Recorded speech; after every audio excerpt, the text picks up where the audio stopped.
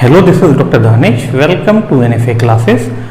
आज का ये जो वीडियो लेक्चर है ये बहुत ही इम्पोर्टेंट टॉपिक पे मैंने आज बनाया है, जिसका टाइटल रहेगा importance of Greek oblique Latin languages in biological sciences. यानी कि ग्रीक और लैटिन लैंग्वेज की क्या इम्पोर्टेंस है बायोलॉजिकल साइंसेस में। ठीक है, जैसा कि आप सब जानते हैं कि बायोलॉजी में जब हम किसी भी लिविंग ऑर्गेनिज्म का बायोलॉजिकल नेम जब भी कभी पढ़ते हैं तो वो लैटिनाइज होता है, और उसको हम जब लिखते हैं तो या तो अगर कंप्यूटर पे टाइप कर रहे होते हैं तो बायोलॉजिकल नेम को, जैसे ह्यूमन का होमो सेपियंस होता है तो होमो सेपियन जो हम लिखते हैं, या तो अगर टाइप कर रहे हैं कंप्यूटर पे तो उसे इटैलिक फॉर्म में लिखेंगे, इटैलिसाइज्ड करेंगे, और अगर हम उसको कंप्यूटर पे टाइप नहीं कर रहे हैं, कॉपी पे लिख रहे हैं या बोर्ड पे लिख रहे हैं तो हमें उसको अंडरलाइन करना पड़ेगा, अलग अलग दोनों वर्ड को अलग अलग अंडरलाइन करना पड़ेगा। ये एक रूल है। ठीक है, तो जितने भी ये बायोलॉजिकल जो नेम हैं ये जो लिए गए हैं वो लैटिन लैंग्वेज से लिए गए हैं, और इसकी कुछ वजहें हैं, कुछ वजूहात हैं, कुछ रीजंस हैं इसके पीछे जो हम आज डिस्कस करेंगे। और बहुत सारे जो बायोलॉजिकल जो टर्म होते हैं वो ग्रीक से भी डिराइव होते हैं। ठीक है, तो ये ग्रीक लैंग्वेज क्या है हम इसके बारे में भी आपको बताएंगे। तो सबसे पहले शुरू करते हैं ग्रीक लैंग्वेज से, क्योंकि ये सबसे पुरानी लैंग्वेज है। Actually Greek is the world's oldest living language. ये माना जाता है कि अगर कोई लिविंग लैंग्वेज में सबसे पुरानी लैंग्वेज है तो वो ग्रीक लैंग्वेज है। ठीक है, और ये it is spoken in Greece, Cyprus and minorities of Italy, Turkey and Albania. ठीक है, तो ये इन सब जगहों पे बोली जाती है। ठीक है, और इसके अलावा जो है इसके जो नेटिव स्पीकर्स हैं वो 1.3 मिलियन माने जाते हैं। ठीक है, 1.3 मिलियन टोटल इसके नेटिव स्पीकर्स हैं जो ग्रीस में, साइप्रस में और इटली, तुर्की और अल्बानिया में रहते हैं। ठीक है, और वो ग्रीक लैंग्वेज बोलते हैं। ठीक है, तो उनकी जो नेटिव लैंग्वेज है वो ग्रीक लैंग्वेज है। ठीक है, इसकी जो ओरिजिन है ग्रीक लैंग्वेज की वो 3rd मिलेनियम BCE में मानी जाती है। दरअसल मिलेनियम जो होता है वो 1000 साल का कहलाता है, तो इस तरह से 10 सेंचुरीज या 1000 साल मिलकर एक मिलेनियम बनाता है। तो यानी कि लगभग 3000 BCE में इसकी ओरिजिन मानी जाती है। ठीक है, तो यानी कि ये बहुत पुरानी लैंग्वेज है। एंड फर्स्ट रिटन एविडेंस जो इसका मिला था, जो सबसे पहला ग्रीक का रिटन एविडेंस जो मिला था वो एक क्ले टैबलेट था, एक क्ले की स्लेट थी। ठीक है, जो ग्रीस से मिला था, और ये अराउंड 1450 टू 1350 BCE में का माना जाता है। ठीक है, ये कब का माना जाता है? 1450 से 1350 BCE का। ठीक है, और आप ये जानते हैं कि जो बहुत सारे इंग्लिश के भी जो टर्म हैं वो ग्रीक लैंग्वेज से लिए गए हैं। ठीक है, तो मैं आपको ये बताऊंगा कि कितने % जो इंग्लिश के हम वर्ड्स यूज करते हैं उनमें कितनी परसेंटेज ग्रीक वर्ड्स की है। ठीक है, तो around 6% of today's English words are derived from Greek language. तो 6% जो लगभग इंग्लिश के वर्ड हैं वो ग्रीक लैंग्वेज से डिराइव्ड माने जाते हैं। और आपको ये मालूम होगा कि जो बहुत ग्रीक फेमस फिलोसफर थे जिसमें एरिस्टोटल, हिप्पोक्रेटस, ठीक है, और थियोफ्रेस्टस का नाम आता है, वो भी ग्रीक थे। और उनका जो लैंग्वेज थी वो भी ग्रीक थी, और उनकी जितनी भी फाइंडिंग्स हैं, जितना भी साइंटिफिक लिटरेचर उन्होंने लिखा वो ग्रीक लैंग्वेज में ही लिखा। ठीक है, और आपको ये भी मालूम होगा कि जो टर्म बायोलॉजी है ये भी दो ग्रीक वर्ड्स, एक तो बायोस और एक लोगस से मिलकर बना है। ठीक है, तो ये तो रही ग्रीक लैंग्वेज की बात, क्योंकि ये बहुत पुरानी लैंग्वेज है, बहुत सारे नेचुरलिस्ट जो थे, बहुत सारे फिलोसफर जो थे जिन्होंने साइंस के बारे में डिफरेंट फिनोमेनन दिए, बहुत सारे एनिमल और प्लांट की स्टडी की, वो ग्रीक साइंटिस्ट थे, ग्रीक फिलोसफर थे। तो उनके जितना भी लिटरेचर है वो ग्रीक लैंग्वेज में ही था। तो इसलिए ग्रीक काफी फेमस है। और इससे, क्योंकि वो लैंग्वेज ऑफ साइंस भी बोली जाती थी, एंशियंट साइंस की लैंग्वेज भी बोली जाती है, तो इसलिए ग्रीक से बहुत सारे वर्ड हम साइंस में पढ़ते हैं जो उससे ड्राइव हुए हैं। ठीक है। सेकेंड लैंग्वेज आप पढ़ते हैं लैटिन।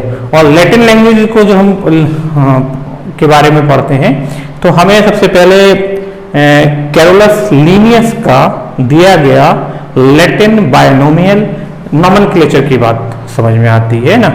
जैसे लीनियस ने किसी भी लिविंग ऑर्गेनिज्म का जो नाम प्रपोज किया था वो 2 वर्ड्स में था, 2 लैटिन वर्ड्स में था। ठीक है। और लैटिन जो लिखी जाती थी वो इटैलिसाइज्ड होती थी, इटैलिक फॉर्म में लिखी जाती थी, तिरछी लिखी जाती थी।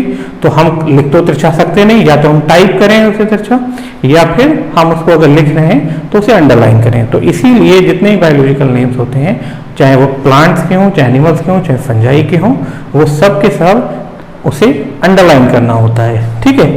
तो लैटिन जो थी वो it was a language of Romans की मानी जाती है कि रोमन जो एम्पायर का, एंशियंट रोमन एम्पायर के जो एस्टेब्लिश किया था 2 ट्विन ब्रदर्स रेमुलस और रीमस ने, तो उन्होंने ही कब किया था ये, रोम सिटी को एस्टेब्लिश किया था, जिसे एंशियंट रोमन एम्पायर भी बोलते हैं। ठीक है।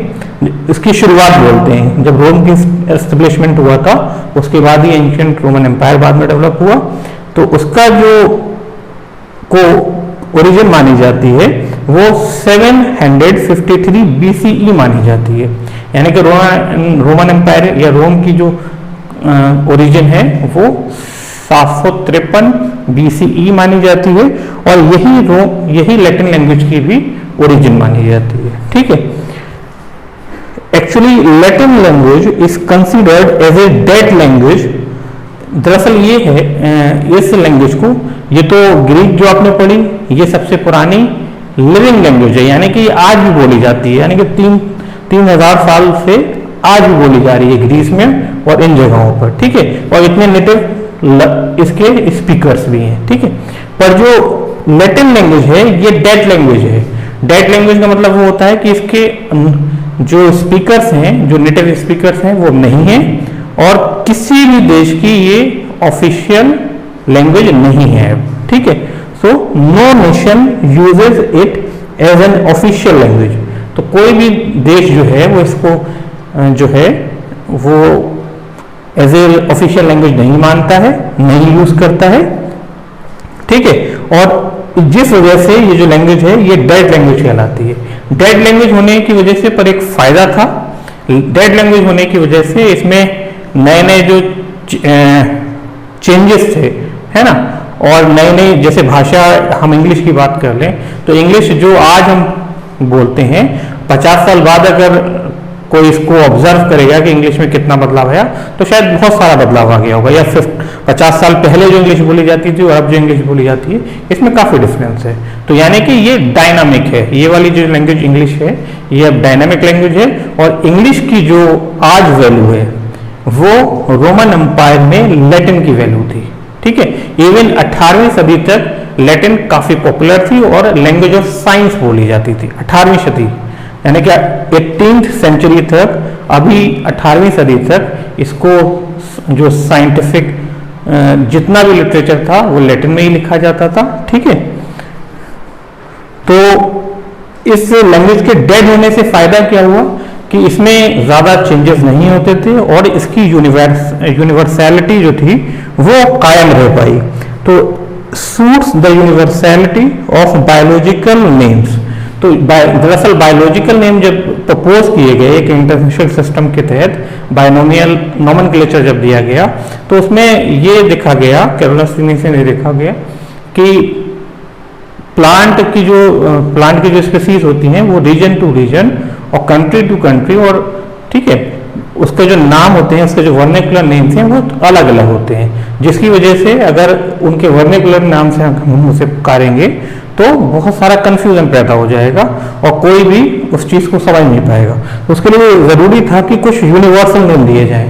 अब यूनिवर्सल नाम देने के लिए लैंग्वेज में भी हमें लैंग्वेज भी ऐसी चूज करनी थी। लिनस ने भी ऐसी लैंग्वेज चूज की जो यूनिवर्सल थी। यूनिवर्सल होने की वजह क्या थी? क्योंकि डेड लैंग्वेज हो गई थी, इसमें ज्यादा बदलाव नहीं था। तो दुनिया भर में जो भी बायनोमियल नोमेनक्लेचर के तहत नाम प्रपोज कर दिए गए हैं वो पूरी दुनिया में जाने जाते हैं और उनका किसी भी जैसे स्पीसीज को कोई नाम देते हैं, जैसे होमोसेपियन नाम दिया गया, तो पूरी दुनिया में मनुष्य को या ह्यूमन को होमोसेपियन ही कहा जाएगा, उसमें कोई बदलाव नहीं होगा। ठीक है। कैरोलस लीनियस, इन्होंने ये एक स्वीडिश नेचुरलिस्ट थे कैरोलस लीनियस, जिन्होंने 17 इनका जो लाइफ स्पैन था वो 1707 से 1778 तक रहा। इन्होंने यूज किया लैटिन वर्ड्स को बाइनोमियल नोमेनक्लेचर में। ठीक है। और जो 18वीं सदी तक जो यूरोप की जो लैंग्वेज रही वो भी उसमें मतलब एक बड़ा पोर्शन जो था वो लैटिन को ही रिकॉग्नाइज करता था एज ए ऑफिशियल लैंग्वेज। ठीक है। और 18वीं सदी तक जो लैटिन को लैंग्वेज ऑफ साइंस भी कहा जाता था, यानी कि जैसे ये कैरोलस लीनियस जो थे वो स्वीडिश थे, पर इनकी जो जितनी भी साइंटिफिक लिटरेचर या साइंटिफिक राइटिंग्स थी वो लैटिन में हुआ करती थी, स्वीडिश में नहीं होती थी। ठीक है। तो इसी की वजह से इसे लैंग्वेज ऑफ साइंस या लैंग्वेज ऑफ स्कॉलर्स बोला गया। और आज का जो प्रेजेंट हम इंग्लिश जो पढ़ते हैं उसमें लैटिन से जो डेराइव वर्ड्स हैं उनकी परसेंटेज बहुत ज्यादा है as compare to Greek language. ठीक है। तो 26% of today's English words are derived from Latin. Actually मतलब 26%, ये कितने थे? यहाँ पे सिर्फ 6% था और वो लैटिन से कितने डेराइव हुए? 26% जो वर्ड्स हैं वो डेराइव हुए हैं। ठीक है। अब मैं आपको बताता हूं कि दरअसल लैटिन लैंग्वेज भले ही डेड लैंग्वेज हो गई हो, पर इससे जो डेराइव हुई हैं बहुत सारी रोमांस लैंग्वेजेस वो आज भी इस्तेमाल में हैं और आज भी बहुत ज़्यादा पॉपुलेशन के द्वारा पॉपुलेशन जो वर्ल्ड पॉपुलेशन है वो इसको बोलती है। ठीक है। तो रोमांस लैंग्वेजेस क्या है? एक्चुअली रोमांस लैंग्वेजेस भी वल्गर लैटिन से डेराइव हुई हैं। ठीक है। और वल्गर जो वर्ड है इसका मतलब होता है वुल्गुस, VUL वुल, GUS गुस। वुल्गुस मीन होता है फॉक, फॉक मीन प्यूपिल। तो यानी कि ये जो लैंग्वेज थी वल्गर लैटिन जो थी वो उस वक्त के कॉमन प्यूपिल, कॉमन जो लोग थे उनकी लैंग्वेज थी। तो यानी कि जो उस वक्त के कॉमन जो लोग थे उनकी लैंग्वेज से जो डेराइव लैंग्वेज हुई है, बहुत सारी लैंग्वेज नहीं बल्कि लैंग्वेजेस हुई हैं, उसे रोमांस लैंग्वेजेस बोलते हैं। और ये कौन कौन सी हैं? ये फ्रेंच है, स्पेनिश है, इटालियन है, पोर्टुगीज है, रोमानियन है, एटसेट्रा। तो ये 5 लैंग्वेजेस यहाँ मैंने मेंशन की हैं, कुछ और भी हैं। ठीक है। अब हम ले लेते हैं कुछ प्लांट के लैटिनाइज्ड बायोनोमियल नेम्स। जैसे एग प्लांट का नाम जो होता है सोलेनम मेलंजियाना है। इसमें पहला जो आपका टर्म है ये जीनस को रिप्रेजेंट करता है और मेलंजियाना जो टर्म है ये स्पीसीज एपिथेट है। और अगर हम इसको टाइप कर रहे होते, ठीक है, तो इसे इटैलिसाइज्ड करते। अब हम हाथ से इसको लिखा है तो हाथ से लिखने में हम इन वर्ड्स को, इन दोनों वर्ड को अंडरलाइन करेंगे। ठीक है। दूसरा वर्ड मैंने लिया है पेपर का, चिली का, इसका नाम होता है capsicum annuum. Capsicum is genus and annum is the species. Third example है होमोसेपियंस। होमो जो है वो जीनस है, सेपियंस जो है वो स्पीसीज है। अब मैं कुछ कॉमन लैटिन वर्ड्स बताता हूं, ये एग्जाम्पल आपको देता हूं जो अभी भी इस्तेमाल में है और बहुत ज्यादा आप इसको यूज करते हैं। पहला जो वर्ड है जो साइंस या बायोलॉजी में इस्तेमाल करते हैं वो है एटल। ठीक है। ETAL के बाद डॉट। तो एटल का जो मतलब होता है वो होता है एट एलिया। एटेलिया का मतलब और इसको इंग्लिश में इसका मतलब होगा एंड अदर्स। और ये कहाँ यूज होता है, जैसे पेल्विस एटल में लिख दूं तो पेल्विस एटल का मतलब होता है पेल्विस एंड अदर्स, यानी कि अदर्स उनके साथ कौन होंगे, उनके टीम के कोवर्कर्स, तो पेल्विस एंड कोवर्कर्स। अब दूसरा जो वर्ड आप बहुत ज्यादा यूज करते हैं वो आई डॉट ई डॉट, ठीक है। इसका मतलब होता है इद ईस्ट, इद ईस्ट मतलब होता है दैट इज, ठीक है। और एक जो एब्रिविएशन आप यूज करते हैं, मैं सॉरी से वर्ड बोल रहा हूं, एब्रिविएशन जो तीसरा जो यूज करते हैं वो यूज करते हैं ई डॉट जी डॉट, यानी कि एग्जाम्पली ग्रेटिया। एग्जाम्पली ग्रेटिया का मतलब होता है इंग्लिश में फॉर एग्जाम्पल, ठीक है। तो ये कॉमन कुछ मैंने आपको एग्जाम्पल दिए जो आज भी लैटिन के वर्ड हैं और इस्तेमाल में हैं, ठीक है। और इस तरह से ये बाइनोमियल नोमेनक्लेचर के बारे में थोड़ा सा बताया, रोमांस लैंग्वेज के बारे में बताया, यानी कि लैटिन भले ही डेड लैंग्वेज हो गई है पर उससे डराइव्ड लैंग्वेजेस आज भी काफी बड़ी पॉपुलेशन के द्वारा बोली जाती है, ठीक है। तो आज के इस लेक्चर में आपको समझ में आ गया होगा कि दरअसल ये जो हम बायोलॉजी में बहुत सारे बायोलॉजी में या साइंस में हम बहुत सारे जो टर्म पढ़ते हैं कि ये लैटिन वर्ड से डेराइव हुए हैं, जैसे वर्ड जो साइंस है वो भी साइंशिया वर्ड से डेराइव हुआ है, और साइंशिया एक लैटिन वर्ड है जिसका मतलब नॉलेज होता है, ठीक है। तो इस तरह से आप समझ सकते हैं कि दरअसल ये जो दोनों लैंग्वेजेस थी वो लैंग्वेजेस ये साइंस की लैंग्वेज हुआ करती थी या लैंग्वेजेस ऑफ स्कॉलर्स हुआ करती थी, इसीलिए इन लैंग्वेजेस का इस्तेमाल आज भी बायोलॉजिकल साइंस में या साइंस में अच्छे से किया जाता है, ठीक है। तो आज के लेक्चर में बस इतना ही, किसी और लेक्चर में फिर हाजिर होंगे, तब तक के लिए गुड बाय।